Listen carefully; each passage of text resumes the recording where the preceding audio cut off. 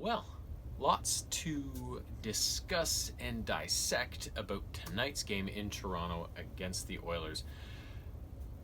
Lots lots of hubbub leading into this one because of the three games of poundings the Leafs took out on the Oilers earlier in March. And this was a Edmonton's. Ever since those three games, the Leafs kind of went into that losing skid that they had just pulled out of recently, and the Oilers, after getting pounded for three games, turned things around and they started winning. So it was just like these converse storylines after that series, and the Oilers wanting to prove that was not a fluke, those three games, and they want to send a message to the Leafs and stuff like that. And they didn't. Although the Oilers had a lead for a fair chunk of the game, or at least a period worth or a little more, they didn't deserve it. This was a game that started off very fast paced, not a lot of whistles. It had a lot of really good speed to it, but people were really sticking close to their man. It was really tight defensively, tight checking. Not a lot of mistakes, not a lot of turnovers. Both teams were playing pretty tight and executing pretty well. And after the first maybe 12 minutes or so of the first period, 12, 13 minutes, the shots were only like 4-2 Toronto. So there wasn't even a lot of chances, right? It was a lot of, but it wasn't a boring game, right? Like sometimes when you get a low chance game like that, it's like, ugh, kill me, right? But it wasn't. It was really fast paced, really entertaining. It was just, you're having to fight for every single little bit of space and every single little opportunity. And then so the first period finished around 9-4, 10-4 in shots. So as the period wore on, the Leafs really started to separate themselves from the Oilers in terms of possession and having a bit more jam and a bit more speed. I really thought the third line of Mikheyev, Engvall, and Hyman were kind of the catalyst for the Leafs picking things up as the first period wore on. I thought they really had a good shift past the halfway point, and that really started. You noticed the other lines kind of have a trickle down effect right after they went out there and had a really good shift with a lot of good cycles and stuff like that. So everything was pointing towards A-OK as the first period came to a close, even though it was scoreless. In the second period, it continued great because the Leafs were first on the board. And it was a weird one. It was called a goal on the ice. And what happened was the Leafs were scrambling around the Oilers' zone a bit. They didn't have really good possession of it, but they did have possession, but it was scrambly, right? Like they had to keep either shooting or passing really quickly because the Oilers were pressuring them. But eventually the puck off a missed chance or a block shot or something went into the left corner where Matthews picked it up, and then Engvall kind of drove towards the net. Matthews passed it out front to him. He took it on the skate up to his stick, but when it hit his stick, the puck took a funny hop and went up in the air, hit the goalie on the mask, and then bounced into the back of the net. And while it was on its way towards bouncing off Smith's head, Engvall kind of reached out with his glove like he was going to punch it. And then the puck bounced off the helmet and went in. So they called it a goal on the ice, but then the refs had a little conference afterwards and then called it off, thinking that Engvall actually hit it with his glove, which would have been a hand pass and would have stopped the play. However, Toronto or whoever, I don't think the Leafs had to challenge it, but Toronto reviewed it after the refs decided to reverse the decision on ice. And there was the one angle from above or whatever, it kind of looked like he did hit the puck. I think maybe because the puck was lower than his glove or something, it looked he may have crossed over it. But there was a really definitive angle from just straight on from the side, and you could tell that he came close, but there was still that much in between his glove and the puck. So it ended up being overturned again, and it was a good goal. So kind of an auspicious start to their scoring on that goal, but either way, a 1-0 lead. So that was the good thing. Now, the rest of the second period, although the Leafs continued to see their shot clock climb and continued to be the better team, the Oilers scored 3 goals within just a little less than 12 minutes over the rest of the second period, meaning we went to the second break with the Leafs suddenly down 3-1 after being up 1-0 and being the better team. Not by a lot, but obviously the better team. So it was like what the hell did they have to do, right? Like, and this was the exact same thing that was happening to them during this losing skid after that Oilers series that they played so well in. They ran into a hot goalie. They just got some bad bounces, some bad calls, some bad breaks, and that's what this seemed to be, right? And you couldn't really fault Campbell for any of the goals. It was like point blank through the legs, McDavid to Draisaitl cross crease sort of thing, and he almost got that one, but so Campbell played well. I thought you couldn't really fault him for any of those 3 goals, but it was just no matter what they seemed to do, nothing seemed to go their way, which so this was kind of reminding me of those games they played during that losing streak. Other than the one Ottawa game they lost, they were just terrible, even though they played a really good third and almost came back and won it, but that's besides the point.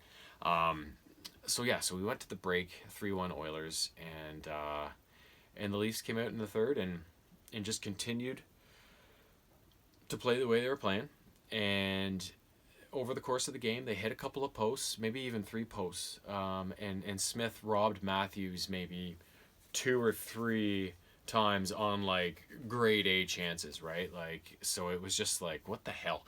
But you kind of knew it was only a matter of time, but was it going to happen this game or was it going to come the next game, right? So, and a lot had been made of Matthews' goal scoring this year because he had 18 goals in his first 18 games, got the wrist injury, and then he's only had like 3 goals in his last 12 games, or maybe not exactly that, but something like that. But you could tell tonight he was taking a lot more shots than he has been recently, so they were contemplating that his wrist was finally starting to feel more right, and so he was one of the guys that hit the post. Tavares had another one. I think Galchenyuk hit one at one point, and so you could kind of feel, even though it was the 3-1 lead, if they just had enough time, they could do it. And it turns out the third period would give them enough time to at least tie it and get it to overtime. So the first goal was Tavares, and a really crafty play. So he actually initiated a turnover just in front of his own blue line, quickly punched it up to Nylander on the right wing. Nylander gained the zone, then put it down towards the side of the net to Galchenyuk, who was driving the net. But instead of getting a sharp angled shot or whatever, he actually made a slick little back pass through his legs to Tavares, who just kind of cut across the crease and beat Smith through the body. And so that made it 3-2. Not much later, 6 minutes later, something like that, both goals happened in the latter half of the third. As they kind of used the first half to really start building some momentum and stuff like that. They killed a penalty, I believe.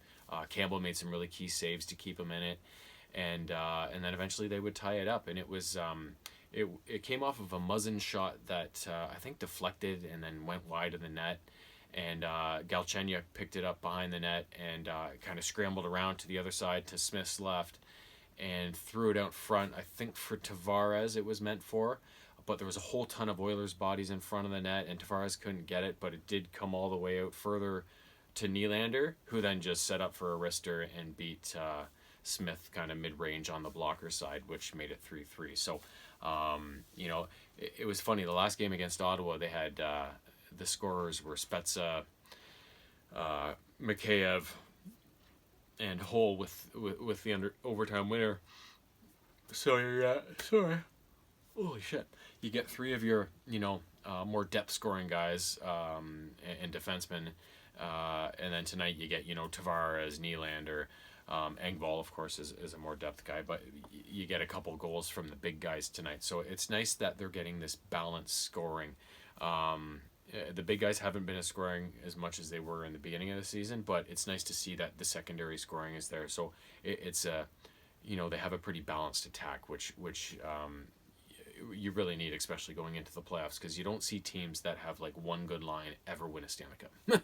You need a lot of depth and contributions for everybody. That's what makes the stories in the playoffs. I remember from the Rangers '94 Cup run. Who was it? It was Stefan Matteau. Was that who it was?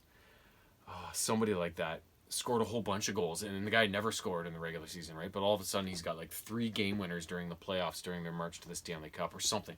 Not exactly, but you know what I mean, right? So you need those guys to step up at that time of year, and so it's nice to see that the Leafs might be building towards that with this team. So, but anyways, I'm on a tangent there.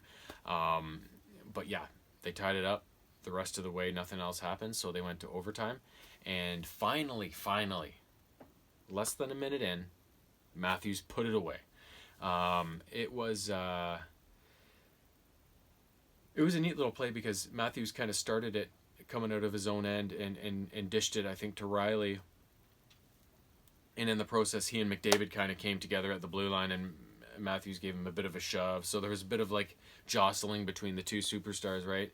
And then Matthews took off after that into the zone, and Riley just kind of gained the zone on the right side, cut into the middle a bit, and then fired it to Matthews on the left wing. And then Matthews, this wasn't a vintage quick release Matthews wrist shot that goes perfect bar down or anything like that, right?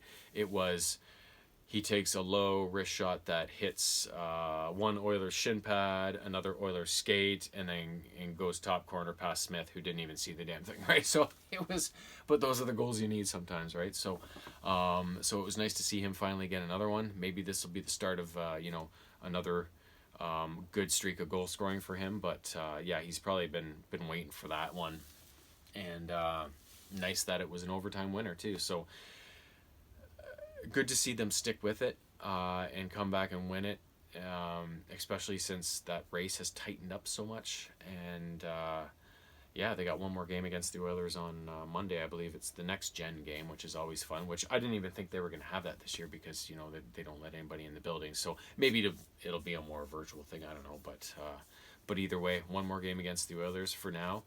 And hopefully they can win that and create a bit more separation because, the Leafs were tied with the Jets going into the games tonight. So they're 2 points up on them now. Although they let Edmonton get a point, and the Jets are playing right now. They're playing Calgary, so I'm assuming that's going to be a win for them because Calgary sucks. But yeah, so every little point at this point is huge, because obviously you want to finish first if you can and not risk being, because it's so tight up there right now. Leafs had 44 going into tonight. Jets had 44, Oilers had 42, and then the fourth place, the last playoff team in the division, Montreal, had 37. So there's a bit of a fall off there. But yeah, if you lose a few games and the other team wins, suddenly it's not that much of a fall off, right? So you really want to keep winning and keep as much of a gap as you can at the top, just to make sure you get in, right? But being the first seed is always fun too. So yeah, so huge win tonight, huge comeback. Glad to see them pull it off. And yeah, we'll see what comes Monday night. Until then, have a great rest of the weekend.